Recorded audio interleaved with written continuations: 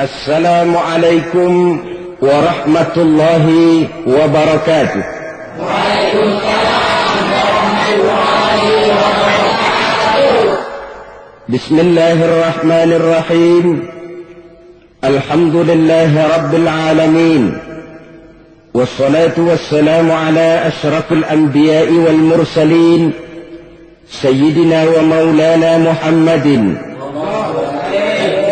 وعلى آله وأصحابه المجاهدين الطاهرين أما بعد.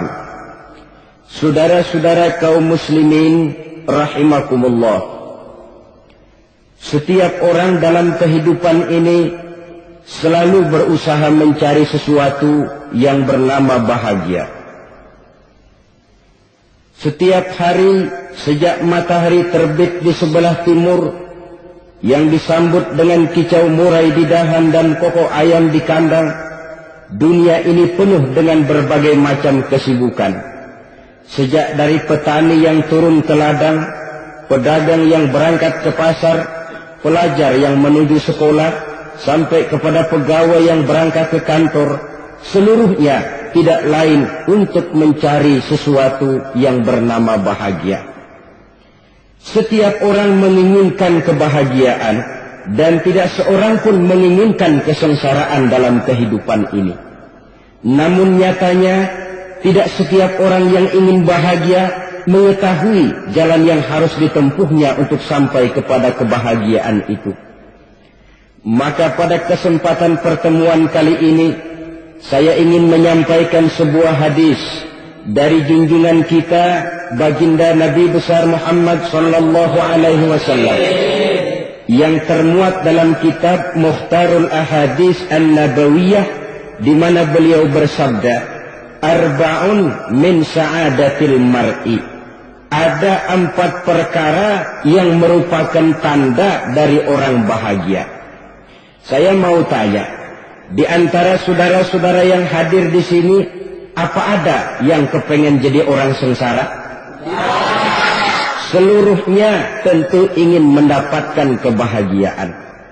Maka menurut resep dari Nabi kita, tanda orang bahagia itu 4. Jadi kalau saudara ingin bahagia, harus mempunyai 4 perkara ini.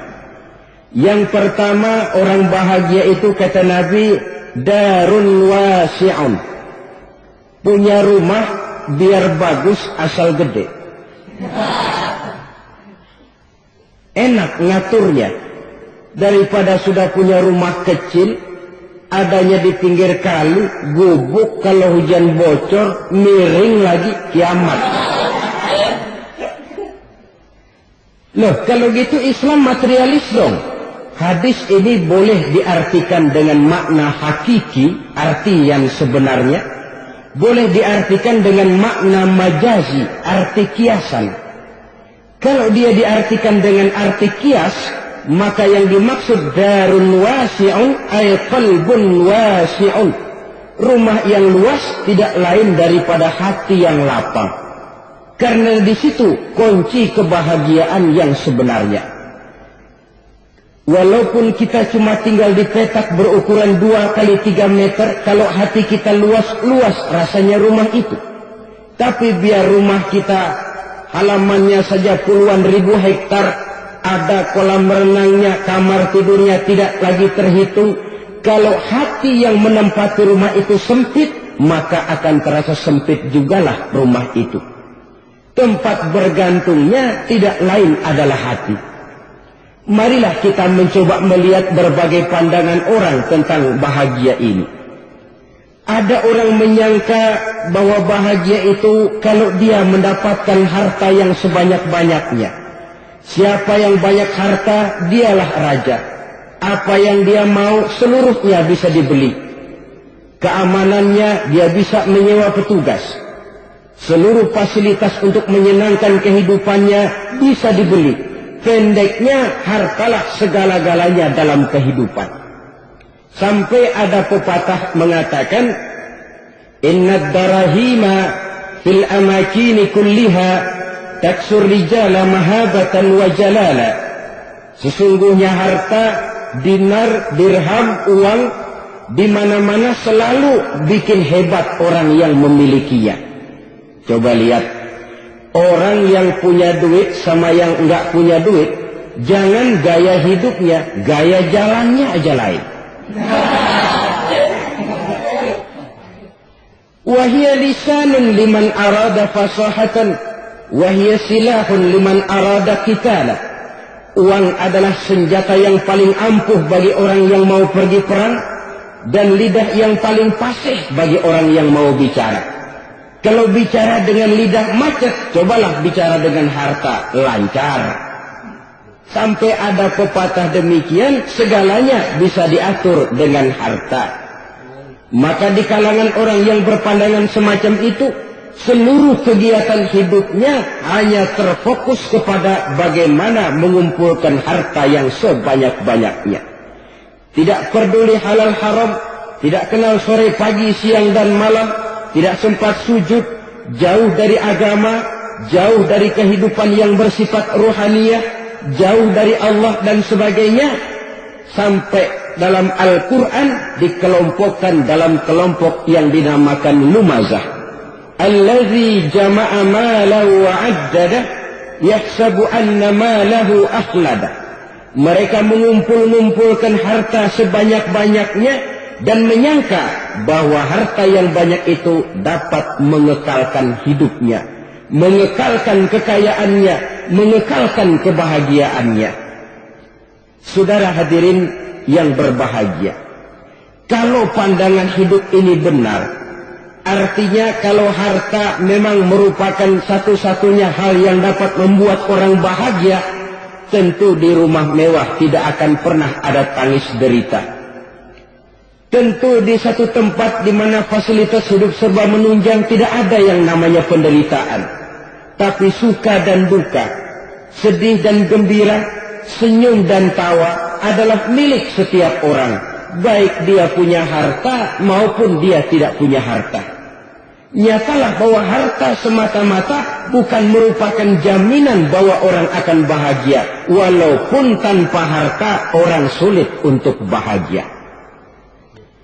Saya mau cerita, ada orang super kaya, namanya Aristotle Onassis, raja tanker Yunani. Dia punya kapal tanker saja konon sampai 11 banyaknya. Punya perusahaan penerbangan yang disebut Olympic Airlines. Punya hotel di berbagai kota besar di dunia ini, sejak dari New York, London, Paris, Rome dan sebagainya. Bahkan punya pulau yang dia namakan Pulau Scorpio.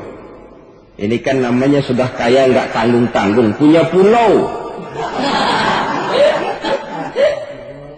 Nah, dia punya 2 orang anak, yang satu laki-laki namanya Alexander, yang satu perempuan namanya Maria Onassis. Seluruh harapannya tertumpah kepada anak lakinya Alexander ini, yang akan meneruskan usahanya, meneruskan kekayaannya, meneruskan dinastinya. Apa yang terjadi? Ternyata anak yang dia harapkan yang bernama Alexander ini mati muda dalam kecelakaan pada waktu dia olahraga. Apa olahraganya? Namanya olahraga anak orang kaya, golongan jet set. Olahraganya olahraga pesawat terbang. Jatuh. Ya, nggak kapungut, habis mati. Tinggal satu anak perempuannya, Maria Onassis. Tapi anak perempuan ini juga malah urakan. Terakhir dia pacaran, bahkan kemudian kawin sama orang Rusia. Rupanya Aristotle Onassis ini broken. Kekayaannya yang berlimpah ruah, perusahaannya yang begitu banyak, siapa yang akan meneruskan? Siapa yang akan menggantikan? Sampai kemudian dia mengurung diri di Pulau Scorpio dan mati di sana secara mengenaskan. Seorang multi-jutawan, seorang yang super kaya, mati menyendiri di pulau sepi. Ibarat kata pepatah, anak ayam mati di lumbung. Bukan kekurangan makanan, keurugan makanan. Begitu kehidupan Aristotle Onassis. Dan banyak orang-orang yang sudah demikian kaya sampai dibingungkan oleh kekayaannya sendiri. Telusurilah kehidupan David Rockefeller misalnya, Henry Ford misalnya, Adnan Khashoggi misalnya, multi jutawan yang kadang-kadang dibuat keder oleh kekayaannya sendiri. Pantas ketika Imam Ali ditawarkan orang, "Ya Ali, kalau kepadamu disuruh pilih ilmu atau harta, kau pilih mana?" Ya jelas pilih ilmu dong. Kenapa? Pertama, ilmu kalau kita berikan kepada orang lain tambah. Tapi harta kalau kita berikan kepada orang lain kurang. Saudara punya uang 10.000, dibagi orang 5.000, jelas uang saudara berkurang. Tapi saudara punya ilmu diberikan kepada orang lain bisa, saudara pun makin mantap. Tidak lantas jadi bodoh karena ngajarin orang. Saudara bisa Fatihah, lalu mengajarkan orang Fatihah. Orang bisa, saudara pun makin hafal. Tidak lantas setelah diajarin orang ilmunya hilang. Begitu datang dia minta orang, "Tolong ajarin saya Fatihah." Udah habis, nggak ada.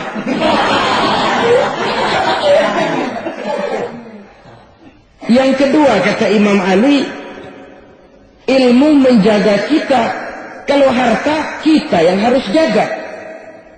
Makin banyak ilmu, makin terpelihara diri seharusnya. Tetapi makin banyak harta, makin bingung kita jaganya. Sampai kadang-kadang kalau perlu seluruh keliling rumah dipasangi alarm.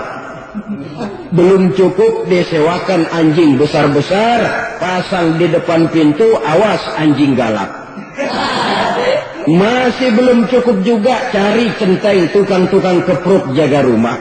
Masih terasa belum aman, padahal rumahnya dikelilingi tembok besar.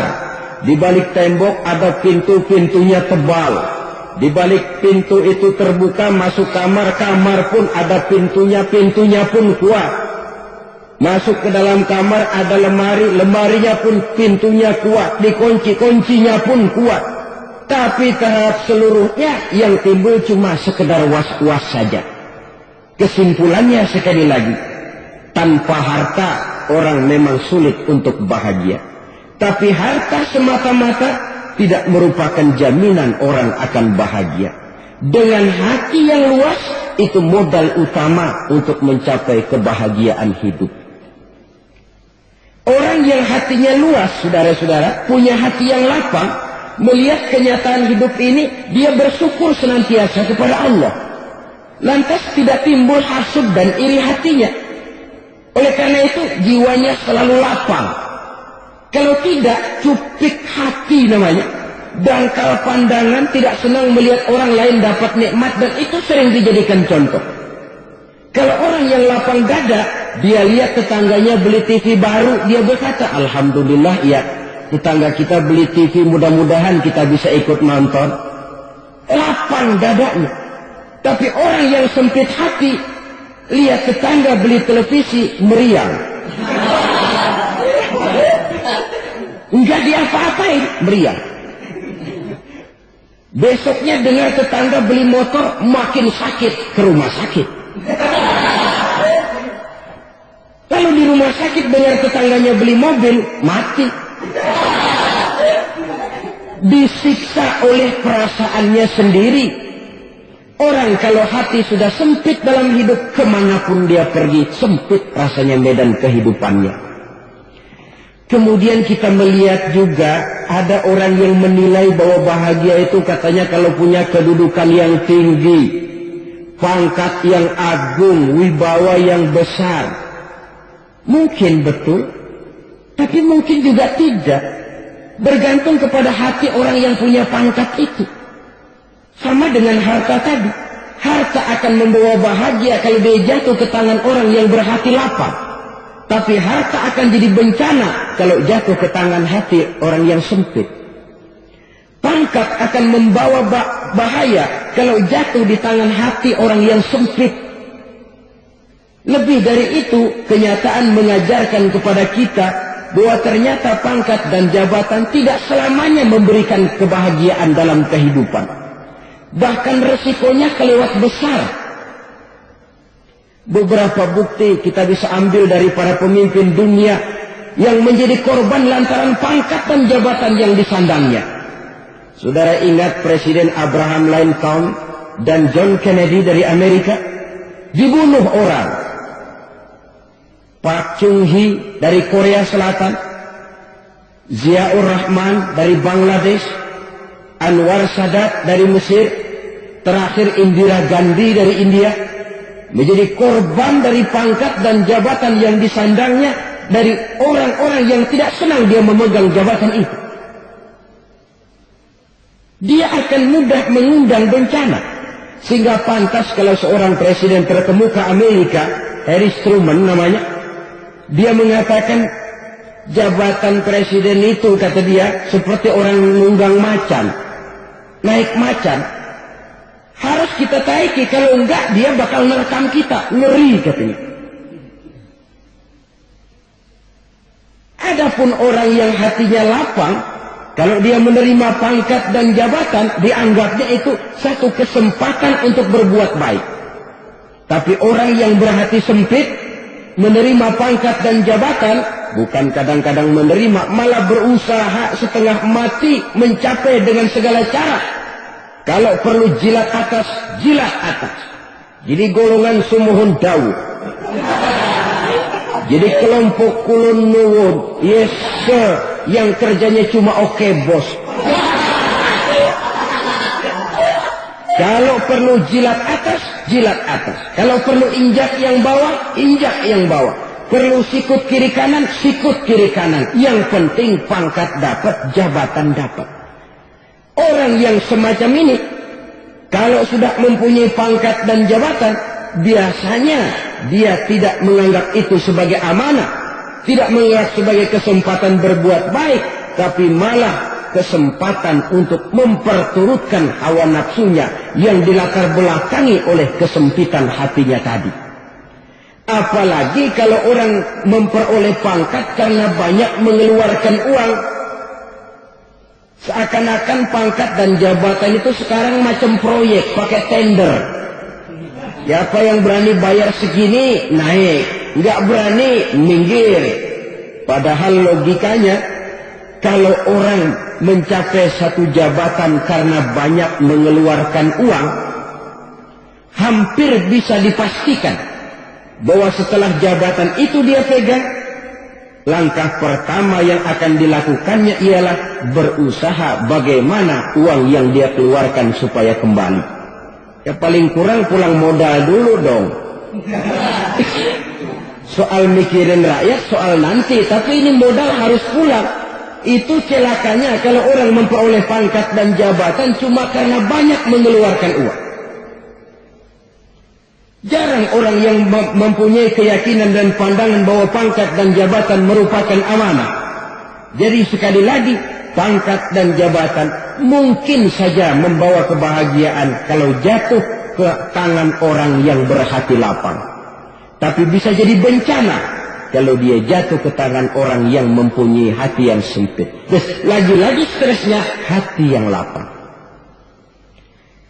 Lalu sebagian orang, saudara, ada yang berpandangan katanya bahagia itu kalau jadi orang terkenal, mempunyai popularitas, menjadi idola di kalangan remaja, di kalangan orang tua, di segala lapisan masyarakat. Padahal makin populer orang, makin terikat dia. Ya kalau macam kita ini kan nggak punya nama, nggak populer, tengah malam buta mau nongkrong di warung Tegal aman. Tapi pangkat, jabatan, kedudukan, popularitas menyebabkan kita diikat dengan berbagai macam peraturan.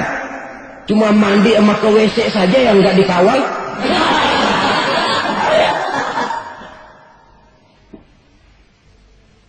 Benarkah popularitas, ketenaran membawa kebahagiaan?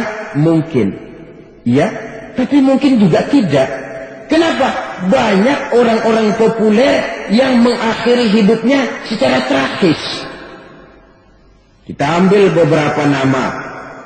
Di Amerika tahun 60-an ada bintang seksi paling terkenal yang dijuluki seks bom. Bom seks. Sampai sekarang jadi legenda, namanya Marilyn Monroe. Singkatan dobelnya itu inisialnya MM, Marilyn Monroe. Terkenal, top, sampai dia mati tahun 62. Namanya sekarang masih saja dibicarakan orang. Kenapa dia bunuh diri? Tidak punya hartakah dia? Banyak. Kurang populerkah dia? Seluruh dunia mengenalnya. Sejak rakyat kecil sampai pejabat tinggi dia punya hubungan. Kenapa? Jenuh. Dia terlahir dalam keadaan yatim. Setelah itu tidak lama dia berangkat remaja, ibunya meninggal. Pindah dari wanita asuh ke wanita asuh sampai 12 orang ibu angkatnya. Dan kekecewaan yang paling parah, setiap laki-laki yang dekat dengannya hanya seperti kapal berlabuh. Datang dan pergi silih berganti. Padahal dia merindukan seseorang yang bisa melindungi hidupnya. Dia rindukan itu dan dia tidak pernah menemukan. Itu yang akhirnya menyebabkan dia minum pil tidur kelewat dosis. Minum obat tidur kebanyakan. Ya tidur terus sampai sekarang.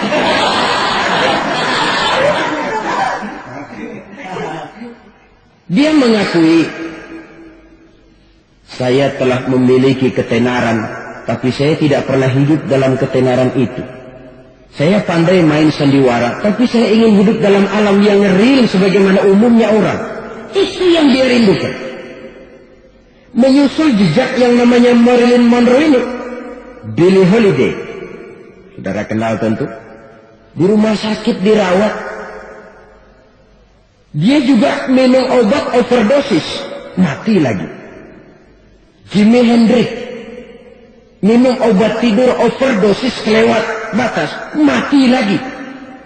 Lalu yang menghanyutkan diri di danau, Janis Joplin dan Brian Jones. Ini orang-orang populer, orang-orang terkemuka yang mengakhiri hidup secara tragis. Bukan karena tidak terkenal, mungkin karena sudah saking terkenalnya. Contoh paling belakangan, Bruce Lee. Wah, ini tukang-tukang keprok tentu kenal siapa dia. Sampai sekarang pun tabir kematiannya masih merupakan misteri. Dan yang masih hidup juga menunjukkan gejala yang aneh. Michael Jackson.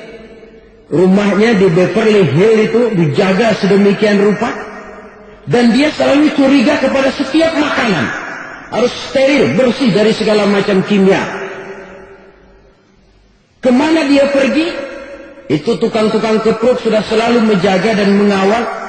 Dan dia seakan takut menunjukkan mukanya yang asli. Hingga kalau tampil ke tengah di luar show, dia kadang memakai pakaian yang tidak menunjukkan dia yang sebenarnya. Takut dikenali orang. Ternyata popularitas sering jadi momok yang meracuni kehidupan manusia. Oleh karena itu, benarlah junjungan kita pada saat beliau mengajarkan orang akan bahagia kalau dia mempunyai hati yang lapang. Nah, sekarang masalahnya untuk mendapatkan hati yang lapang caranya bagaimana? Kita kembali kepada konsep Quran. Allah mengajarkan ala inna bi dzikrillahi tatmainnul qulub.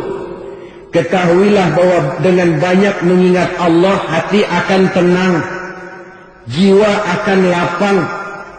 Dengan kata lain, dekat dengan agama, merasakan kehadiran Allah dekat dalam hidup. Itu muara pertama untuk mencapai hati yang lapang. Ala inna bi dzikrillahi tatmainnul qulub. Jangan macam orang sekarang ingin mendapatkan ketenangan lalu tapak di puncak gunung, di gua-gua, di tempat sepi. Iyalah kalau nggak ada ular. Kalau tergigit ular berbisa, ketenangan belum, mati jelas itu. Islam positif. untuk mendapatkan ketenangan. Ala inna bizikrillahi tatma'innul qulub. Bahwa ketahuilah bahwa dengan banyak mengingat Allah, hati akan tenang, jiwa akan lapang, nuansa pikiran akan luas. Karena yang namanya bahagia ada dimanapun manusia berada. Di kampung ada bahagia, di kota ada bahagia. Di ngarai, di lembah, di gunung, di hutan, di lautan, di angkasa luar. Dimanapun bahagia itu ada kalau kita bermodalkan hati yang lapang ini. Dan hati akan lapang kalau kita dekat dengan agama. Dekat dengan harta buat sementara hati mungkin tenang. Tapi ketenangan yang relatif dan temporer. Apalagi orang tiap kali tambah harta, tiap kali tambah rencana. Itu wajar. Mungkin sebelumnya saudara berpikir, kalau punya duit 5.000 enak nih. Begitu punya duit 5.000, aduh sayang kalau 10.000 aja. Tiap kali tambah harta, tiap kali lain rencana. Makin banyak rencana, makin menjauhkan kita dari yang namanya ketenangan. Padahal ketenangan merupakan unsur utama untuk mencapai bahagia. Dan ketenangan itu bermuara dalam hati manusia. Tengoklah kehidupan ini. Orang yang banyak harta dengan orang miskin, berbedakah rasa sakit yang mereka tanggungkan? Rasanya tidak. Walaupun si kaya tidur di kasur empuk berselimutkan sutra mahal, sementara si miskin meringkuk di balai bambu yang keras dan kasar. Apabila maut datang, dia juga tidak pernah pilih bulu. Maut datang menyebut si kaya di singgasana keemasannya, dikelilingi oleh para pengasuh, dayang dan inang serta para pengawal. Dan maut pun datang menjemput si miskin papa, sehingga ia tergelepar di tepian jalan. Kedua-duanya bernama mati. Kalau nyata bahwa sakit yang ditanggung si kaya tidak beda dengan sakit yang ditanggung si miskin, bukan harta semata yang membuat orang bahagia. Hati yang tenang, jiwa yang lapang penuh kedamaian, karena banyak berzikir dan mengingat Allah, itu merupakan modal utama untuk mencapai sesuatu yang bernama bahagia.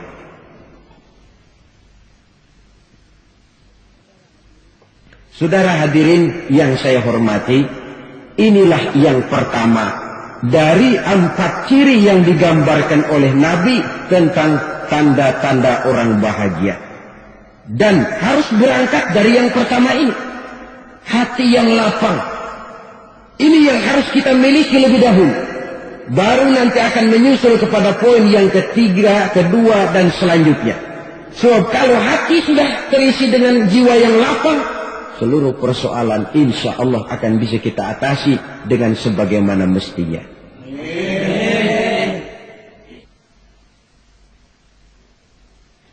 Yang kedua sekarang, tanda orang bahagia menurut baginda Nabi, markabun syariah. Orang bahagia itu, kata beliau, punya kendaraan biar cepat asal lancar. Artinya kemana dia mau pergi mudah. Apa maksud hadis ini? Kalau kita kaji lebih dalam, kendaraan itu kan alat transportasi. Transportasi tidak lain adalah usaha memudahkan komunikasi. Pindah dari situ kepada teori bahwa manusia adalah zon politik, makhluk bermasyarakat yang tidak bisa memenuhi kebutuhan hidupnya secara sendirian. Kita memerlukan keberadaan orang lain dalam kehidupan ini. Untuk memakai baju saja kita sudah perlukan petani yang tanam kapas, pabrik yang memintal kapas jadi benang, pabrik yang menenun benang jadi kain, sampai kepada mesin jahit. Yang kedua sekarang, tanda orang bahagia menurut baginda Nabi, markabun syariah. Orang bahagia itu, kata beliau, punya kendaraan biar cepat asal lancar. Artinya kemana dia mau pergi mudah. Apa Apa maksud hadis ini? Kalau kita kaji lebih dalam, kendaraan itu kan alat transportasi. Transportasi tidak lain adalah usaha memudahkan komunikasi. Pindah dari situ kepada teori bahwa manusia adalah zon politik, makhluk bermasyarakat yang tidak bisa memenuhi kebutuhan hidupnya secara sendirian. Kita memerlukan keberadaan orang lain dalam kehidupan ini. Untuk memakai baju saja kita sudah perlukan petani yang tanam kapas, pabrik yang memintal kapas jadi benang, pabrik yang menenun benang jadi kain, sampai kepada mesin jahit, sampai kepada tukang jahit. Itu cuma untuk memakai pakaian saja. Tidak seorang pun di antara kita yang sanggup memenuhi kebutuhan hidupnya secara sendiri. Kita perlu orang lain. Maka kebebasan dalam arti mutlak, kebebasan tanpa batas, itu tidak mungkin ada dalam kehidupan. Karena kita mengadakan yang disebut interaksi sosial. Setiap kegiatan kita tentu melibatkan orang lain. Menurut kita barangkali kita bebas jalan di jalan raya semaunya, tapi orang lain berkendaraan pun merasa bahwa ini ada juga jalan haknya. Dan begitu selanjutnya. Oleh karena itu, maksud dari kendaraan yang cepat ini adalah khulaqa'uhu ma'as solihin. Lingkungan pergaulannya terdiri dari orang-orang soleh. Pergaulannya luas. Kemana dia pergi ada temannya. Kesulitannya ada tempat dia cerita. Dan kesulitan kalau sudah diceritakan kepada orang lain, taruh kata orang itu tidak bisa menolong, namun menceritakannya kepada orang yang kita percayai, kan paling kurang sudah mengurangi beban jiwa, mengurangi tanggungan batin, merasa masih ada tempat kita cerita. Maka lebih baik orang awam yang mau bergaul ketimbang orang setengah alim tapi ngunci pintu. Sebab nantinya akan timbul sikap picik, cuplik pandangan, dan tidak luas menghadapi kenyataan dalam kehidupan ini. Namun yang harus kita garis bawahi, pergaulan memang mesti luas. Namun jangan sekali-kali lupa bahwa pergaulan sangat besar pengaruhnya dalam ikut membentuk kepribadian manusia. Sehari-hari bisa kita bilang, kalau kita dekat sama tukang minyak wangi, sekalipun nggak dibagi minyaknya, baunya tentu dapat. Betul? Tapi dekat sama tukang elas, walaupun nggak kena apinya, asapnya mesti kena. Kalau Syauqi mengatakan lebih jelas lagi, man asyaral asrafa asya musarrafan wa muasyiral anzali ghairu musarrafin. Awalam taral jildal hakira muqabbalan bisagri lamma sara jildal mushaf. Siapa yang bergaul dengan orang mulia, dia bakal ikut menjadi mulia. Tapi siapa yang berteman dengan orang hina, dia tidak bakal ikut menjadi mulia. Tidakkah kau lihat, kata Syauqi, kulit kambing yang hina pun dicium orang ketika menjadi kantong Quran. Kulit kambing hina, kalau dia sendirian gak ada yang mau cium. Tapi begitu dia bergaul dengan Quran, menjadi kantong Quran, dipakein minyak wangi, ditaruh di tempat yang tinggi, mau diambil dicium dulu, dibawa dengan penuh hormat dan hati-hati. Kulit kambing yang hina lantaran berteman dengan Quran, numpang mujur. Tapi coba lihat kalau kulit kambing berteman dengan kayu, jadi beduk, habis. Zohor dikemplang, asar dipukul. Itu pun sedikit saja, cuma salah milih teman. Yang temannya Quran dihormati orang, yang temannya kayu lantaran jadi beduk, gelap-gelap subuh orang udah kemplangnya.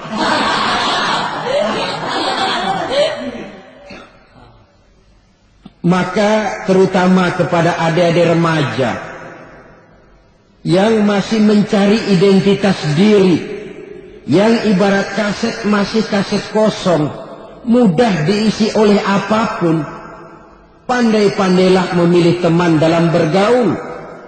Karena banyak orang yang tadinya baik-baik, ketika terseret dalam pergaulan dengan orang yang tidak baik, kebaikannya menjadi lentur dan luntur. Tapi berapa banyak bajingan-bajingan tengik, orang-orang yang berumur noda dan dosa, tiap hari melakukan maksiat, namun bergaul dengan orang yang baik-baik. Pada akhirnya sedikit demi sedikit beringsut dan beransur, dia terbiasa mengikuti kebaikan-kebaikan. Saya tekankan ini kepada remaja karena mereka masih mencari identitas diri. Apa yang mereka lihat mereka mau, apa yang mereka dengar mereka ingin tahu. Coba lihat kehidupan remaja. Pulang nonton film Rambo, pengen jadi Rambo, gagah, maunya belekai melulu. Pulang nonton film Superman, pengen bisa terbang. Pulang nonton India, nyanyi melulu. Wajar, mereka masih mencari identitas diri. Saya ini sebenarnya siapa? Lingkungan, pergaulan akan membentuk itu. Karena itu pandai-pandailah bergaul, karena ia sangat besar pengaruhnya dalam ikut membentuk kepribadian manusia. Apalagi sifat yang jelek lebih cepat menularnya ketimbang sifat yang baik. Sifat yang baik, watak yang soleh itu lambat sekali untuk menular. Tapi yang tidak baik, kan prosesnya mah kalau remaja biasanya mula-mula dengar. Karena dengar lalu pengen tahu. Karena pengen tahu lalu ngeliatin. Begitu ngeliatin kan pengen nyobain. Setelah nyobain ketagihan. Nah, ini prosesnya. Yang namanya ganja, morfin, narkotik awalnya kan begitu. Mula-mula dengar. Katanya kalau sudah fly to the sky, sudah melayang ke langit katanya, disitulah puncak kebahagiaan. Mulanya cuma dengar. Karena dengar pengen tahu. Karena pengen tahu lalu ngeliat, kumpul sama orang yang suka ngeganja. Setelah ngeliat, lah pengen ngerasain. Begitu ngerasain enak juga, ketagihan. Kalau sudah ketagihan jadi penyakit kronis, bisa merembet kepada yang lain. Iya, kalau orang tuanya mampu untuk beli morfin, beli ganja. Kalau tidak kan pikirannya ngayap. Jemuran siapa ya gue sabet. Timbullah perbuatan-perbuatan negatif yang bermula dari salah pergaulan. Apalagi buat adik-adik remaja yang tinggal di kota-kota besar, yang pengaruh budaya, pengaruh kesenian, pengaruh struktur kehidupan yang nampak makin individualistis, di mana persaingan tajam, tensi ekonomi tinggi, orang mudah mengalami stres. Pandai-pandailah dalam bergaul, sekali lagi, karena ia sangat besar pengaruhnya dalam ikut membentuk kepribadian manusia. Orang bahagia punya kendaraan yang cepat. Artinya punya pergaulan yang luas dan lingkungan pergaulannya terdiri dari orang-orang yang soleh. Kemana dia pergi ada teman. Kesulitannya ada tempat dia cerita. Tapi kalau sudah menyendiri, hidup sendiri, kesulitan dipikiri sendiri, bisa mati belum waktunya. Tidak ada tempat berbagi rasa. Tidak ada tempat bercerita, tidak ada tempat mengurangi beban dalam kehidupan. Pantas betul kalau Islam sangat menggalakkan dan menganjurkan orang kalau sudah sampai waktunya itu untuk melangsungkan nikah. Kata Nabi, ya ma'syaras syabab, man istata'a minkumul ba'at falyatazawwaj. Hai para pemuda, kalau sudah mampu memberi nafkah, kawinlah, nikahlah kamu. Kenapa? Sudah ada teman hidup, tempat berbagi rasa. Kesulitan kalau ada tempat cerita akan lebih ringan ketimbang kita telan sendiri, walaupun bobot kesulitannya sama beratnya. Saudara-saudara kaum muslimin rahimakumullah, inilah ciri yang kedua, punya kendaraan biar cepat asal lancar. Kemana kita mau pergi gampang. Dengan kata lain, setelah hati yang luas, pergaulan yang luas. Dua. Yang ketiga sekarang, tanda orang bahagia itu menurut Nabi, misbahun mudhi'un, punya lampu yang terang. Oh, itu nggak problem. Sekarang sudah zamannya listrik masuk desa, Pak. Lampu sudah terang semua. Betul, kalau itu yang dimaksud. Tapi tidak cuma itu. Karena lampu yang dimaksud di sini, lampu yang akan menerangi seluruh perjalanan hidup. Dan perjalanan hidup itu sudah dimulai sejak kita terlahir ke alam ini, sampai masuk ke alam barzakh, kumpul di padang mahsyar, sampai ke akhirat. Lampu yang menerangi itu yang diperlukan. Kalau lampu, katakanlah yang paling top sekarang kan lampu jenis Mercury. Taruhlah itu di rumah kita, dia cuma menerangi rumah kita. Menerangi hati pun tidak sanggup. Bila kita masuk ke alam barzakh, alam kubur, sanggupkah si Mercury yang begitu terang menerangi alam barzakh kita? Tidak sanggup lagi. Sanggupkah lampu yang ratusan watt, bahkan puluhan ribu watt menerangi kehidupan di padang mahsyar? Tidak akan sanggup lagi. Kalau demikian yang dimaksud lampu yang terang di sini apa? Tidak lain amal saleh, kebajikan yang kita lakukan dalam hidup. Itu yang akan jadi lampu penerang. Di dunia nama kita akan terang, jasad kita boleh hancur terkubur tanah, tapi nama kita akan dikenang orang. Begitulah kalau orang meninggalkan kebajikan dalam hidup seperti sekarang. Ribuan orang tiap saat berziarah ke kubur Imam Syafi'i, ke kubur Imam Malik, ke kubur Imam Ghazali, ke kubur orang yang baik-baik, orang yang soleh-soleh. Kebajikannya yang ditinggalkan, yang mengukir namanya dengan tinta emas. Sehingga saudara sudah terbaring di alam kubur. Orang lewat, Allah ini kuburannya Fulan bin Fulan. Dulu ini kebaikannya Masya Allah. Saya ikut merasakan. Mari kita mampir sebentar, kita Fatihah. Mohon disampaikan Allah pahalanya kepada almarhum. Al-Fatihah. Itu kalau orang baik-baik. Lalu saudara tanya, Pak, orang mati dikirimin Fatihah apa nyampe pahalanya? Saya jawab, kalau saudara nggak percaya, mati dulu dah. Nanti saya Fatihain, tungguin di sana. Umpama nggak sampai, balik lagi kemari. Oh, sekarang ini kan maunya otak-otakan saja. Kalau nggak masuk otak, nggak percaya. Padahal alam gaib itu nggak bisa diotak-otakin. Sama saja dengan saudara pernah dengar cerita kapal tanpa emas tenggelam kan? Pernah nggak? Di mana?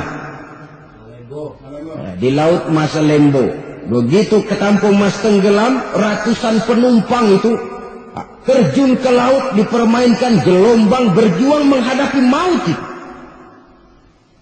Orang lagi timbul tenggelam di lautan, dihantam ombak, kita tengokin pakai helikopter. Pak, lagi timbul tenggelam ya? Iya, tolongin. Jangan khawatir Pak nih, saya kirim intan Pak, harganya 10 juta. Kira-kira orang yang timbul tenggelam di laut seneng nggak? Kan mahal toh intan 10 juta. Kenapa dia nggak senang? Karena intan 10 juta dalam kondisi seperti itu tidak sanggup menyelamatkan dia. Dia akan girang kalau dikirimin ban mobil bekas, dikirimin papan terentang atau bambu. Intan yang 10 juta dia nggak girang. Ban mobil bekas yang 1000 perak, tuh pegang, itu yang dia girang betul. Inilah sebabnya Nabi berkata, mal mayyitu fi qabrihi illa kal ghariqil mutaghawwis. Orang yang meninggal di alam kuburnya seperti orang timbul tenggelam di lautan. Yantaziru da'watan min ahli, menunggu doa dari keluarganya yang masih hidup. Duh, bapak saya sudah meninggal, saya sayang benar sama dia. Kirimin kulkas ke kuburannya Itu sama saja dengan tadi orang tenggelam di lautan dikirimi intan yang harganya 10 juta, tidak sampai. Begitulah kalau kebajikan yang kita tinggalkan dalam hidup, sudah mati pun kubur kita masih diziarahi orang. Tapi kalau jahat yang kita tinggalkan, boro-boro lah orang mau doa lewat dekat kuburan kita juga serem. Tuh bajingan no, dulu mati dipendam di situ tuh. Jangan lewat situ, ntar kesurupan, jangan. Lewat saja orang ngeri. Konon lagi membacakan Fatihah dan mengirimkan doa. Hidup pada hakikatnya adalah kesempatan untuk berbuat baik. Maka sekali kesempatan itu diberikan, manfaatkan dengan sebaiknya. Sebab kesempatan kedua tidak akan pernah ada. Kesempatan berbuat baik di sini, di akhirat sudah pembalasan namanya. Sekali kesempatan itu dicabut, dia tidak akan pernah dikembalikan lagi. Kata Iqbal, hidup tidak mundur ke belakang, Bung. Berhenti diinjak orang, mundur hancur. Tidak ada kata mundur dalam hidup ini. Berhenti diinjak orang, mundur kecebur. Tidak ada kata lain. Harus maju dalam kehidupan, dalam artian yang positif. Hidup adalah kesempatan untuk mengumpulkan kebajikan yang sebanyak-banyaknya. Di situ nilai daripada manusia. Sekarang ini memang nggak kelihatan kok. Orang yang banyak pahala sama yang banyak dosa nggak kelihatan kok. Barangkali kalau habis bikin dosa palanya pada benjol, mungkin orang takut sama dosa. Tapi sekarang sama saja. Orang yang banyak dosa dengan yang nggak banyak dosa jalan bareng dari belakang sama, nggak kelihatan beda. Tapi ada waktunya di mana pahala memegang peranan, di mana dosa diperlihatkan. Sama saja kalau kita bawa mobil siang, lampu kan nggak begitu berfungsi. Apa lalu bilang, alah ini lampu berat-beratin, copot-copotin aja dah. Tidak perlu begitu. Kenapa? Pada suatu saat malam senja akan datang. Bila matahari terbenam, senja pun datang, gelap mulai merayap, disitulah baru terasa perlunya lampu. Pahala begitu. Sekarang orang yang nggak ada pahalanya nggak kelihatan dalam kehidupan. Tapi pada suatu saat senja kehidupan akan datang. Ajal merenggut nyawa, malam merayap, dan hidup mulai diliputi kegelapan di alam barzakh. Dikala itu kalau nggak punya lampu, alangkah malangnya kita. Sebab amal yang baik, kata Nabi, di alam barzakh itu akan diciptakan menjadi perempuan yang cantik menemani kita. Amal yang jahat akan menjadi orang yang paling jelek nemenin kita. Udah di tempat gelap yang nemenin jelek.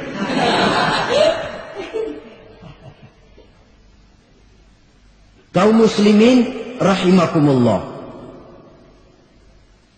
Kalau demikian masalahnya, tergantunglah kita pandai memanfaatkan waktu. Al-waktu kasaif. Waktu itu cepat sekali. Yang namanya waktu itu tahu-tahu. Tahu-tahu. Udah tahun 87. Tahu-tahu. Udah begitu. Tahu-tahu. Yang kemarin anak-anak, sekarang udah pada punya anak. Tahu-tahu saja itu. Begitu cepat waktu berlalu. Kalau tidaklah pandai kita memanfaatkannya, akan rugi kita. Nabi bersabda, "Man kana yaumuhu khairun min amsihi fahuwa rabih." Barang siapa yang hari ini lebih baik daripada hari kemarin, itu orang untung. Hari ini lebih baik daripada kemarin. Bulan ini lebih baik dari bulan kemarin. Tahun ini lebih baik dari tahun kemarin. Itu orang yang beruntung. Tahun kemarin sembahyangnya maghrib doang, sekarang udah tambah isya. Tahun kemarin cuma Idul Fitri aja ngancem bener, sekarang udah tambah Jumat, lalu tambah lagi maghrib, tambah lagi isya, dan selanjutnya. Hari ini lebih baik daripada kemarin, itu orang yang beruntung. Wa man kana yaumuhu mislu amsihi fahuwa khasir. Lalu barang siapa yang hari ini sama saja dengan hari kemarin, itu orang rugi. Hari ini sama dengan kemarin, rugi itu. Bulan ini begitu, bulan kemarin begitu. Tahun ini begitu, tahun lalu juga begitu. Rugi itu orang. Rugi apa? Rugi umur. Umur tambah, amalan nggak pernah tambah. Dan saya pikir lebih merupakan azab ketimbang nikmat kalau orang dikasih panjang umur cuma untuk numpuk dosa. Mending mana? Panjang umur banyak dosa sama pendek umur dikit dosa. Mending mana? Mending mana? Ya, paling mending tentu panjang umur banyak pahala. Tapi Tapi kalau tidak, sekali lagi, lebih merupakan azab ketimbang nikmat kalau orang diberikan panjang umur tapi cuma untuk sekedar menumpuk dosa. Kehilangan kesadaran bahwa dunia bukan terminal akhir dari suatu perjalanan. Dia cuma halte di mana kita berhenti sebentar untuk menuju kepada terminal yang hakiki.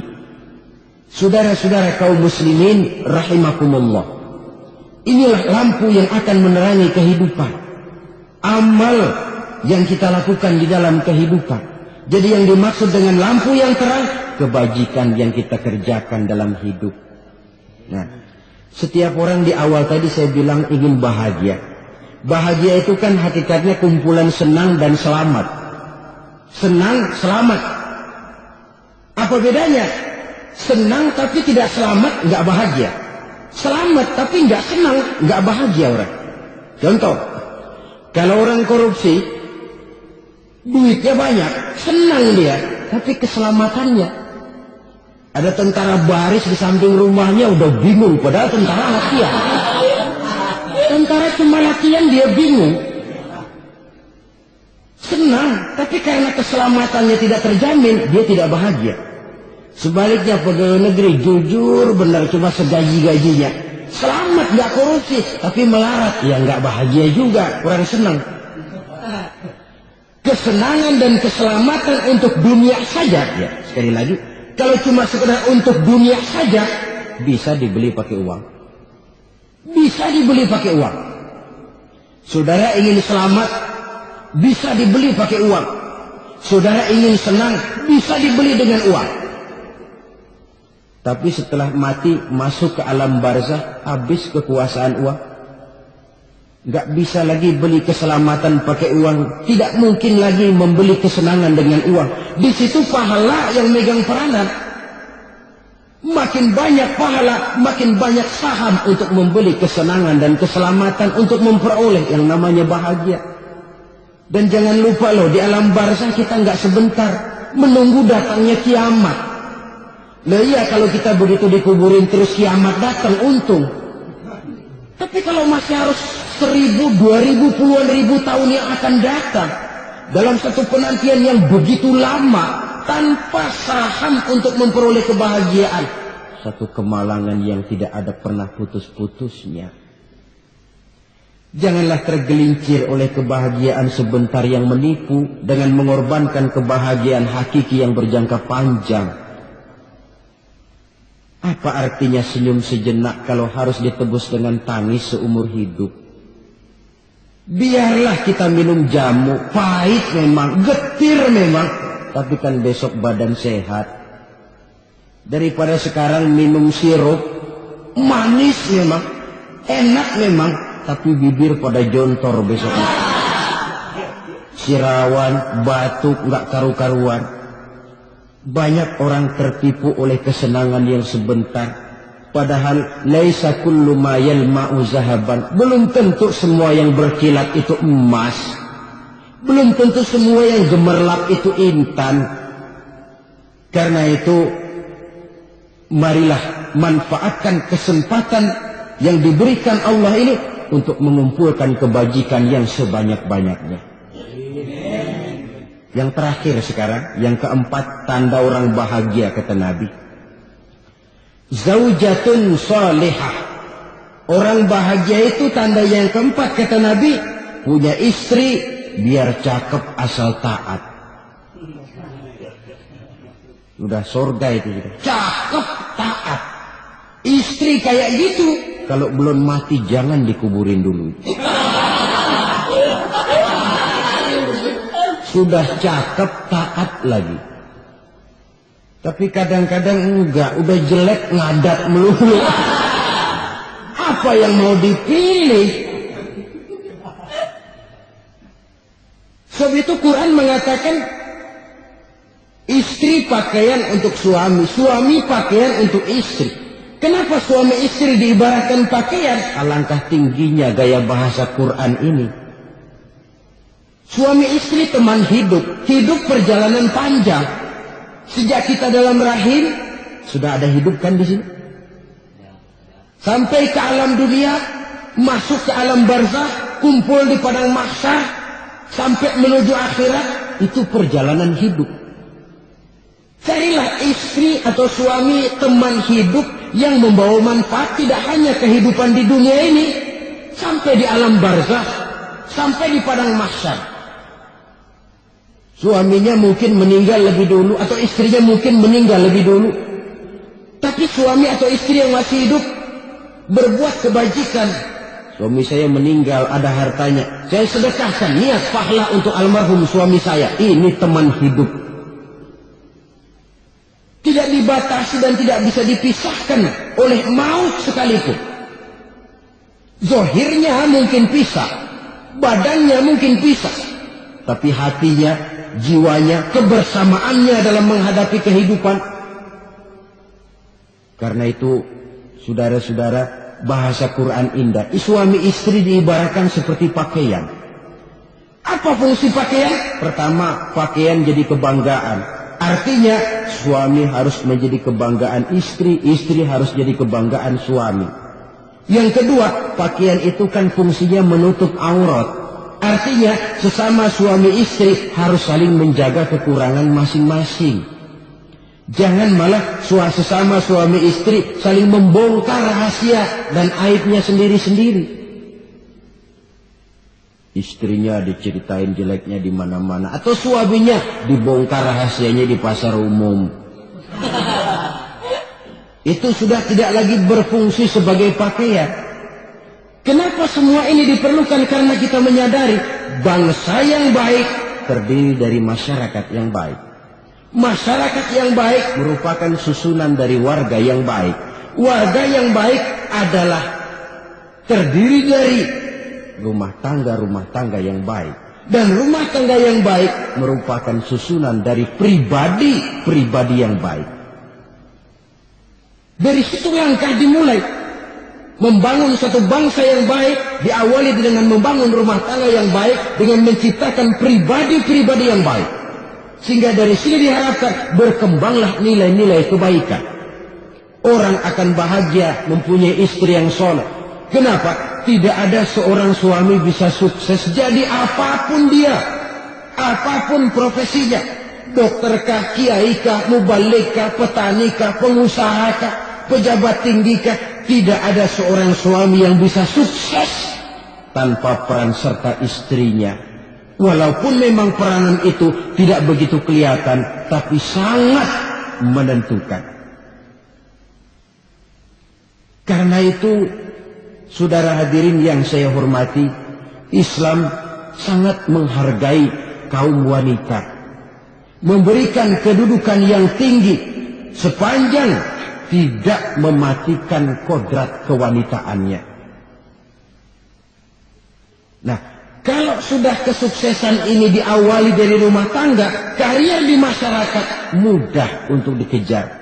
Tapi keberantakan di rumah tangga merupakan kegagalan pertama di tempat lain. Nah, inilah saja yang dapat Al-Fakir sampaikan pada pertemuan kali ini.